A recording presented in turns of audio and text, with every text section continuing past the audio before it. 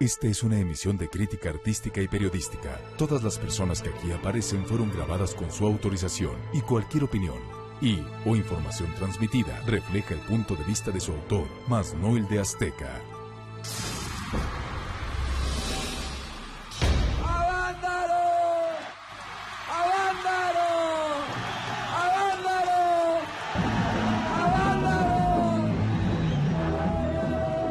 El 11 de septiembre de 1971, un apoteósico evento musical se convirtió en un hito y parteaguas en la historia del rock mexicano. Nunca pretendimos cambiar el estatus ni revolucionar la sociedad. Simplemente queríamos amor y paz y rock and roll. Era el Festival de Rock y Ruedas de Avándaro. Un evento que no solo sacudiría a la música y a miles de jóvenes, también inquietaría al gobierno mexicano, que lo calificó como un concierto lleno de libertinaje, degeneración, sexo, drogas y alcohol. 41 años después, sus protagonistas y organizadores revelan por primera vez las verdades y mitos que durante décadas han contribuido a satanizar este legendario festival musical. Sí hubo gente que sí estuvo drogándose. Fueron a probar lo que aquí en el DF a lo mejor se les había negado. Los mismos soldados estaban vendiendo a la NOI ahí mismo. En la siguiente hora conocerás la verdadera identidad de la misteriosa mujer que fue conocida como la encuerada de Avándaro. Se empezó a quitar el pantalón, se empezó a quitar la playera blanca. Pero también cómo se vivió la represión en el evento y después de este. El gobierno dijo, no, hay que pararlos en seco. Noticieros nos obligaron a decir cosas que no fueron. Y las consecuencias que tuvieron que enfrentar los rock and rolleros. Nos quitaron las fuentes de trabajo, nos quitaron la televisión, el radio. Concebido como un espectáculo de rock para celebrar una noche mexicana, el hoy mítico Festival de Avándaro se convirtió en un concierto que superó por mucho las expectativas de sus organizadores. Sin embargo, la multitudinaria congregación de jóvenes atemorizó al gobierno mexicano ante un probable levantamiento, pues aún estaba fresco el recuerdo de la matanza de estudiantes de 1968 y el llamado halconazo, ocurrido en junio de 1971. Una campaña de difamación gestada desde las más altas esferas políticas hizo que el Festival de Avándaro pasara a la historia como un evento lleno de excesos, droga, sexo y alcohol entre ellos. ¿Qué tan ciertas son estas acusaciones? ¿Cómo se vivió el festival entre los miles de jóvenes de aquel entonces y qué consecuencias negativas trajo a sus organizadores y promotores? Soy Atala Sarmiento y esta es la historia detrás del mito de Avándaro, rock and roll y desenfreno.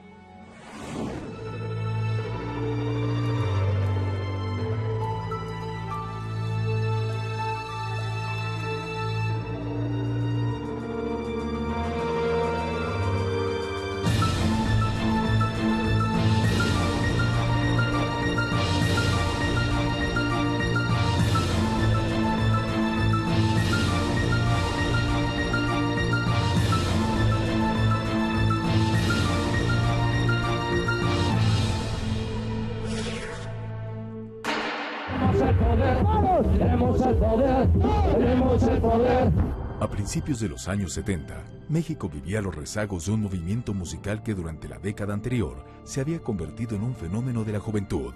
Era el rock and roll, un estilo rítmico y agitado, surgido en los Estados Unidos, pero que en México había sido apuntalado con las versiones y covers de figuras y grupos nacionales como Enrique Guzmán, César Costa, Manolo Muñoz, los Teen Tops, los Rebeldes del Rock, los Locos del Ritmo y los Jackie, entre otros.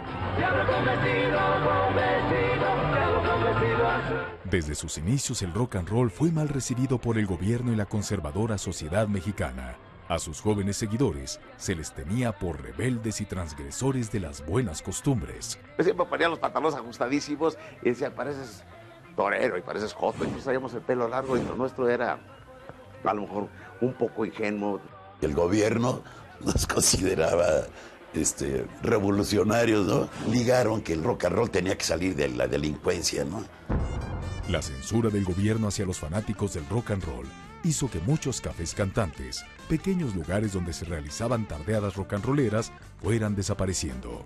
En la capital, la mano dura del entonces regente de la ciudad, Ernesto P. Uruchurtu, llamado el Regente de Hierro, acentuó la represión. Uruchurtu, en el sexenio de Díaz Ordaz, que prohibió el rock and roll, lo vetó, eso no lo saben, por eso es bueno decirlo, estaba prohibido todo. Para el gobierno de Gustavo Díaz Ordaz y Luis Echeverría Álvarez, el rock significaba alteración de la paz pública, rebeldía y pandillerismo. Muestra de la cerrazón de sus regímenes frente a las manifestaciones culturales, musicales e ideológicas de los jóvenes, propiciaron tragedias como la del 2 de octubre de 1968 en Tlatelolco y la del 10 de junio de 1971 en el casco de Santo Tomás. Desde entonces las congregaciones masivas de jóvenes ponían en alerta al gobierno y a las Fuerzas Armadas. No obstante la censura, desde 1969, el rock mexicano comenzó a tomar un nuevo rumbo al gestarse un movimiento musical llamado Onda Chicana.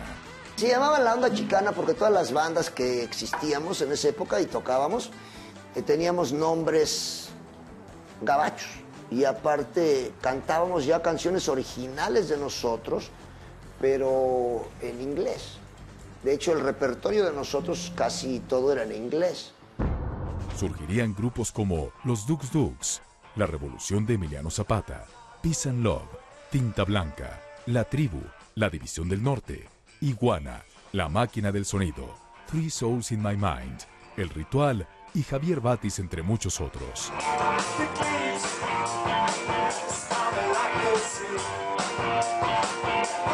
Todos estos grupos tenían como foro de expresión las principales explanadas universitarias, los centros culturales o diversos salones particulares, donde los jóvenes podían reunirse sin temor a la censura o cualquier intento de represión por parte del gobierno. Era 1971 y en Valle de Bravo, una localidad pintoresca situada en el Estado de México, nombrada ese año ciudad típica y geográficamente ubicada junto al lago de Avándaro, había hecho tradicional el llamado Circuito Avándaro, una carrera de autos que se organizaba desde finales de los años 50, pero a la que entonces planeaba dársele un giro. La idea era presentar desde la noche anterior a la carrera una noche mexicana, con la participación de los grupos de rock más importantes del momento. Sería nada más para los pilotos, sus familiares, amigos, una convivencia previa a la carrera, y querían dos grupos que amenizaran el evento ese, el de la noche mexicana. Tres jóvenes dedicados al negocio de la publicidad y el automovilismo, Eduardo y Alfonso López Negrete, así como Justino Compeán, eran los organizadores del evento. Luis de Llano Macedo, ex rock and rollero del grupo Los Spitfires, hermano de Julissa y director de promoción de Telesistema Mexicano, también se unió al proyecto con la grabación de los videotapes para la empresa televisora, pues se planeaba transmitir un programa especial. De Llano contrató a Armando Molina, rock and rollero y manejador de grupos musicales, quien se dio a la tarea de buscar a las dos bandas que amenizarían la noche mexicana. En un principio, Armando Molina quiso contratar a La Revolución de Emiliano Zapata y a Javier Batis, dos ídolos del rock, pero ninguno de los dos aceptó la propuesta. Los primeros porque ya tenían un compromiso de trabajo, y el segundo porque quería para él todo el presupuesto. Finalmente, el cartel del evento quedó formado por 12 conjuntos. Le digo, bueno, serían Peace and Love, Ritual, Epílogo, Bandido, Tequila, los Jackie con Mayita Campos, los Duk Duks y Tinta Blanca. Y en ese momento dice, vamos a hacer un festival de rock. Nos pagaban, creo que 5,000 pesos nos daban por grupo, que realmente pues, era simbólico, ¿no? Realmente el dinero pues, era muy poco para ese tiempo y para la cantidad de gente que éramos 8 elementos. En México jamás se había hecho un festival de rock similar, pero había cierta inquietud por igualar al de Woodstock, un evento celebrado en agosto de 1969 en una granja de Bethel, Nueva York, que reunió a grandes exponentes del rock estadounidense y que se convirtió en el festival musical más famoso de todos los tiempos, debido a la asistencia de más de 400,000 espectadores, aunque durante los 3 días en que se llevó a cabo la Rockmanía, se vivieron excesos de droga, alcohol y marihuana. Esa imagen de degeneración se quedaría grabada en la mente de millones. En México, el Festival de Rock y Ruedas de Avándaro buscaba algo diferente, vivir una noche mexicana de música, hermandad y camaradería con la participación, ya confirmada, de los Duk Duks, Tinta Blanca, Los Tequila, Peace and Love, El Epílogo, El Ritual, El Amor y un grupo que entró como relleno, Three Souls in My Mind, cuyo vocalista se convertiría a la postre en emblema de aquel movimiento rock and rollero, Alex Lora. Considerado el Woodstock mexicano, el Festival de Rock y Ruedas de Avándaro iniciaría la noche del sábado 11 de septiembre y terminaría a las 8 de la mañana del domingo 12, dando paso a la carrera de autos en punto de las 9 de la mañana. Sus organizadores no imaginaban entonces cómo aquella convocatoria, replicada una y otra vez en los medios de comunicación gracias a la influencia de Luis de Llano Macedo, lograría atraer a cientos de miles de jóvenes. Jacobo Zabludovsky salía ahí y decía: vayan al Festival de Avándaro, va a haber carreras de coches y va a estar padrísimo, van a estar los máximos exponentes de la onda chicana. Compren sus boletos en Automóviles América, cuestan 25 pesos y todo va a ser felicidad. Nadie sabía a qué magnitud iba a llegar este concierto. Originalmente solo se esperaba que acudieran las 40,000 personas que habían comprado su boleto, pero el aforo rebasó las 300,000, una cifra espectacular que ponía en serio riesgo la seguridad del evento y de la propia gente ante una posible estampida para acceder libremente. Alfonso López Negrete, uno de los organizadores, sería obligado por el secretario de Gobierno del Estado de México, Ignacio Pichardo Pagasa, a permitir el libre acceso de los miles de jóvenes que llegaban hasta Avándaro para evitar una irrupción violenta y a la larga una tragedia. Y de repente se dejó venir toda la flota, toda la raza y toda la banda que nunca imaginaste, donde todas las clases sociales se volvieron una clase social. Veías la carretera que todo el mundo iba caminando y veías camiones de redilas con un chorro de chavos que habían pedido aventón. Y veías, y veías, y veías. Y ya llegabas a la de las curvas de Valle de Bravo y veías que todo estaba medio parado y veías más gente. En automóviles, en camiones, en motocicletas y a pie, miles de jóvenes arribaron al festival, donde se encaramaron en todos los espacios, sobre los techos de los vehículos, en los árboles, en las estructuras metálicas del escenario para disfrutar del grandioso y masivo concierto. Por primera vez, un evento lograba reunir lo mismo a juniors y niños bien de la clase alta que a hippies y nahuales, como los definirían algunos encabezados periodísticos de la época.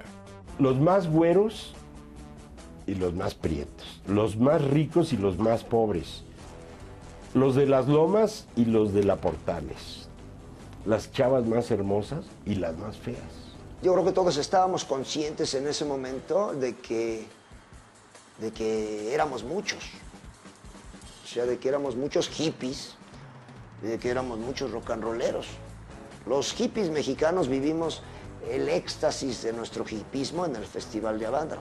Y de repente yo dirigiendo y oía mi cámara 3 que decía: que se bajen, está pandeada la torre. Y entonces yo le decía a la cámara 1, a ver, dame la 3. Y veías la así pandeada.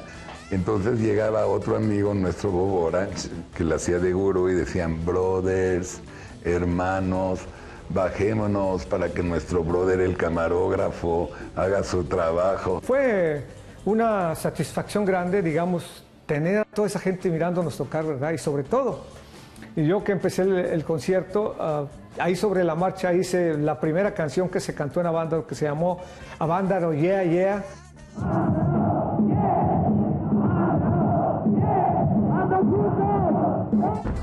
Pero el Festival de Avándaro no solo había causado expectación entre los jóvenes, sino también en las estructuras del gobierno mexicano. Aún fresca la memoria de lo ocurrido en Tlatelolco y en el casco de Santo Tomás, para el entonces presidente Luis Echeverría, un evento como el de Avándaro incitaría a los desmanes, al libertinaje, al desenfreno y a la posible rebelión. No pensaba igual Carlos Jan González, entonces gobernador del Estado de México, quien dio todo su apoyo a los jóvenes para llevar a cabo el evento. aunque de acuerdo al investigador y escritor Federico Arana, en su libro Huaraches de Ante Azul, los organizadores de Rock y Ruedas habían mentido a Jan González para que les diera los permisos necesarios, diciéndole que lo que ese día se efectuaría sería una noche típica mexicana, con la intervención de algunos grupitos musicales, y que todo sería muy tranquilo. El día del festival, y cuando Jan González vio la magnitud del evento, se cree que ordenó un cerco de vigilancia. Otras versiones, sin embargo, contradicen lo anterior. Pronto imagínate escuchar 200,000 voces, los jóvenes con todo lo que había pasado y gritar: tenemos el poder, tenemos el poder. Ese eco yo creo que llegó a presidencia en haber llamado para reportarle: oye, fíjate que está pasando esto.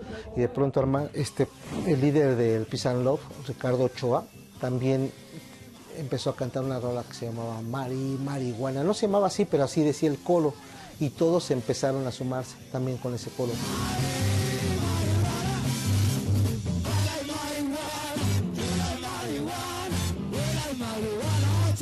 Pero ahí le pusieron que los incitábamos a cometer desmanes.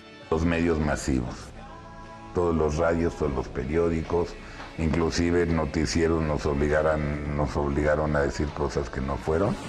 El Festival de Rock y Ruedas de Avándaro contaba con 3 enormes baffles que resultaron insuficientes para las más de 300,000 personas que acudieron al evento.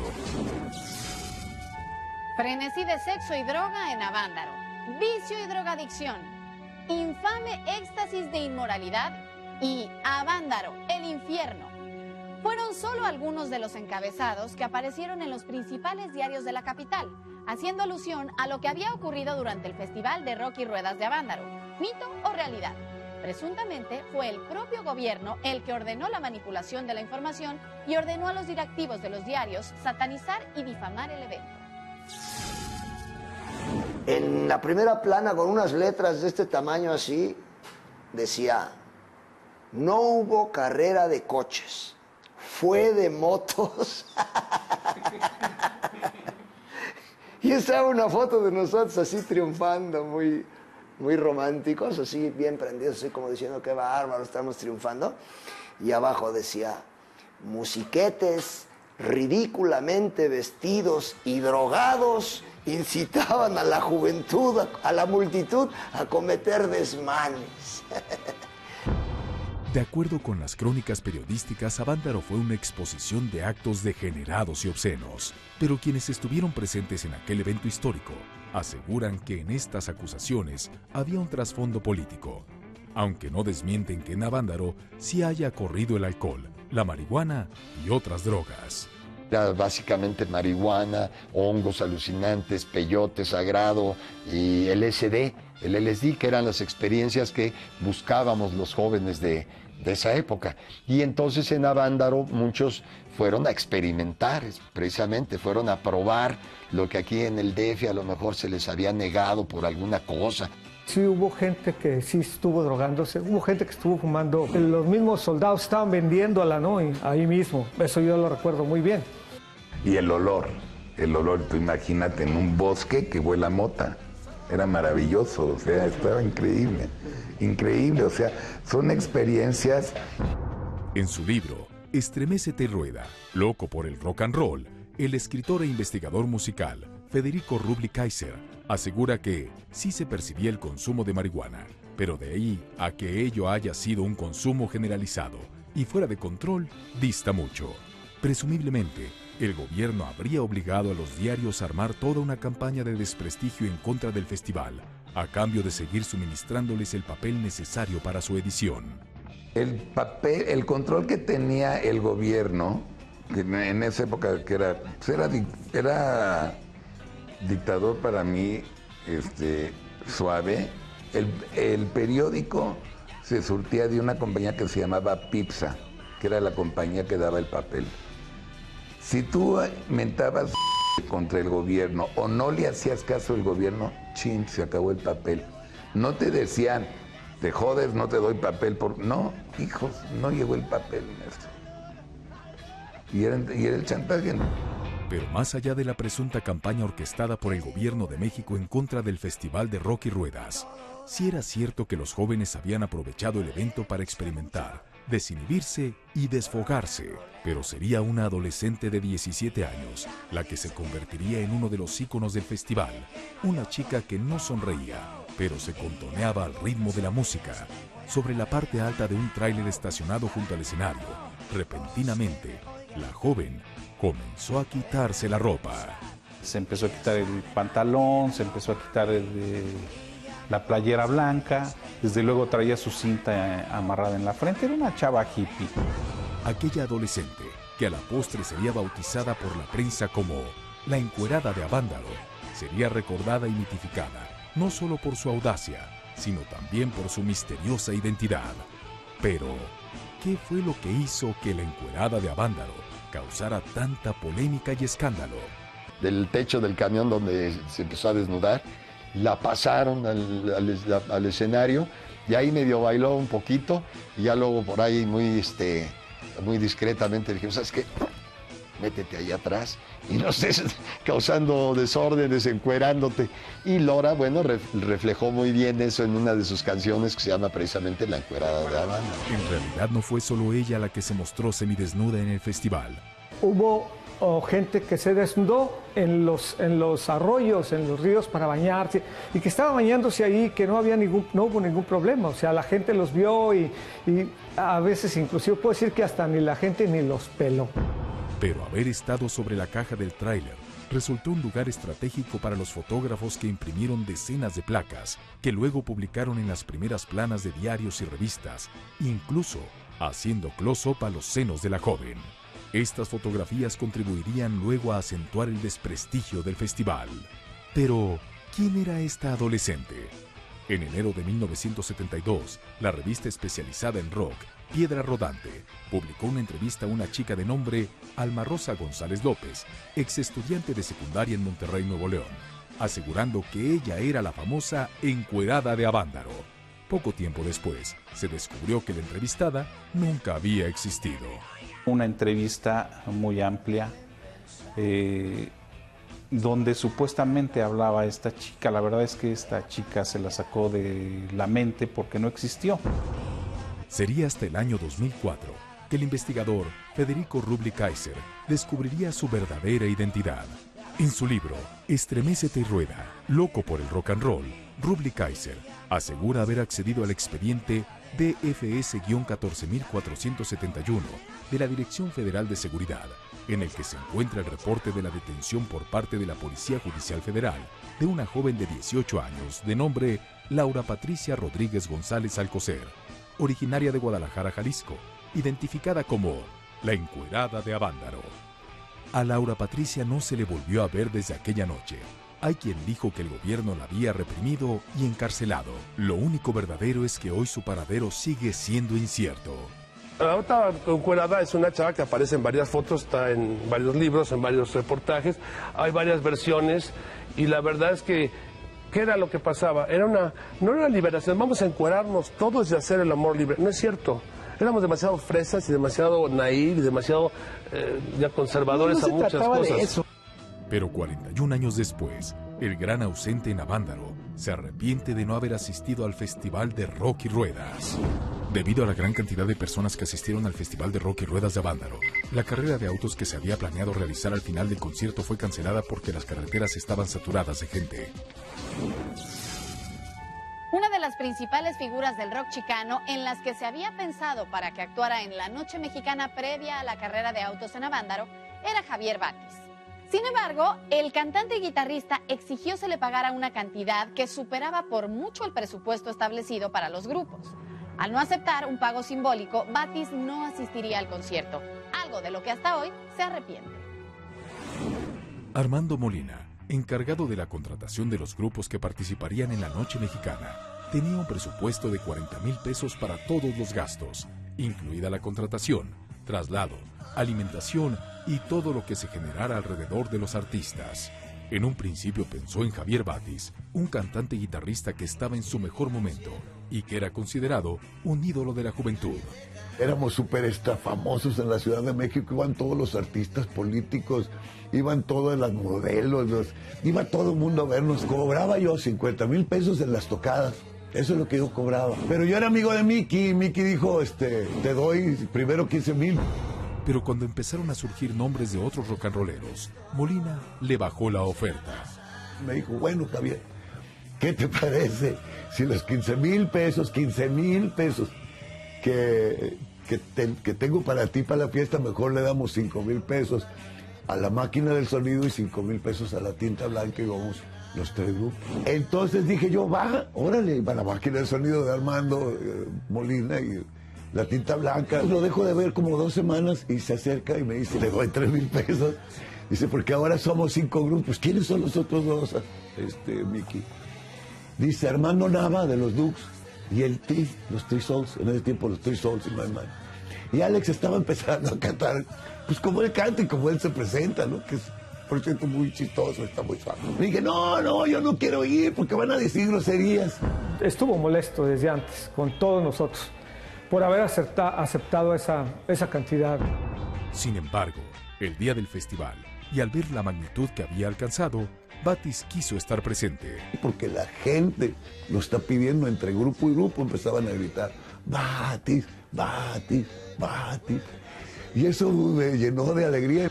Cuando Javier Batis se da cuenta de la fuerza que está agarrando el evento, y entonces da marcha atrás y dice, ahora sí quiero ir, Armandito, quiero ir al festival. Oh, Javier, pues tú fuiste al primero que te busqué y no quisiste, pero es que no me dijiste que era una noche mexicana, Armandito. Digo, bueno, pues ni modo. Batis haría todo lo posible por acudir al festival. Reunió a sus músicos y se enfiló a Avándaro, aunque al llegar a la carretera, su pareja sentimental, la actriz Macaria, quien estaba embarazada, empezó a sentirse mal.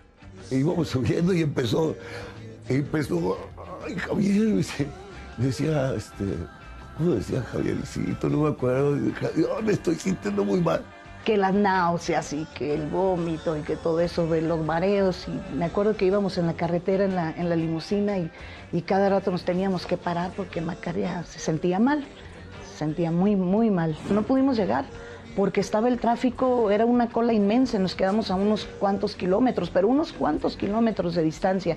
Y esa noche estaba lloviendo, una lluvia muy fuerte. Mucha gente caminando también, tratando de llegar a Avándaro. Javier Batis nunca llegó al festival de Avándaro. Lamento no haberme presentado, no tanto, sino no haber estado ahí con los vatos. Yo creo que no se arrepiente. Yo pienso que él quedó inclusive como, pues, mejor que no fue, ahí está, ¿no?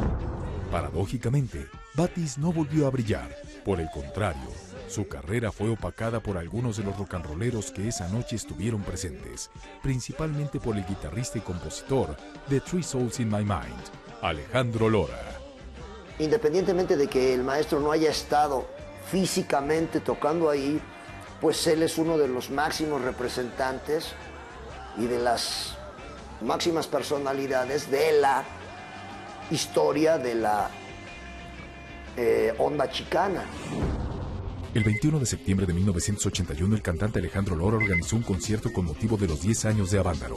Contaba con todos los permisos, pero horas antes de iniciar, el evento fue suspendido por las autoridades. La campaña de desprestigio que enfrentó el Festival de Rock y Ruedas de Avándaro no duró poco. Días después, el gobierno prohibió todos los espectáculos en los que se tocara el rock and roll. Muchos grupos y cantantes fueron censurados y marginados. A muchos incluso les cancelaron proyectos de discos y presentaciones. La intención era clara, aniquilar todo aquello que evocara al rock and roll. Sin embargo, los exponentes más osados continuaron con su música en lugares clandestinos como los llamados hoyos funky. Que eran lugares espantosos, ¿no? Garage abandonados, sucios, llenos de piedras, de rastrojo, de maleza. Se acabó. Se acabó ya, o sea, ya no había trabajo. Nos quitaron las fuentes de trabajo, nos quitaron la televisión, el radio. Alguna vez que estuvimos tocando en un lugar que se llamaba El Herradero, llegaron las patrullas, digamos como 5 o 6 camiones de granaderos, y empiezan a entrar estas gentes a mediados para suspender el concierto. Avándaro les acabó con la carrera, fue muy duro. Unos pudimos aguantarlos, las cosas, y otros no. Los que teníamos dinero y los que teníamos pues que sabíamos muy bien cómo manejar la carrera y que teníamos más cosas que hacer.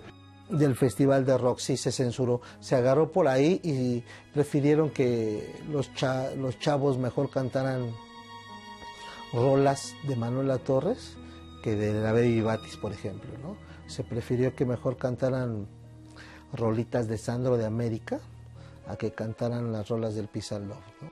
Nos estancaron 13, 14 años, hasta que viene en 1985 el movimiento de rock en tu idioma, que en realidad está encabezado por Soda Stereo, por Enanos Verdes, Hombres G, La Torre, el grupo Hit, todos ellos, pero afortunadamente empieza a reaccionar el rock mexicano y Lora se cambia el nombre al Tri, saca el álbum simplemente el Tri, y con Triste Canción de Amor, que es una pieza maestra, ¿no? Una obra de arte de composición.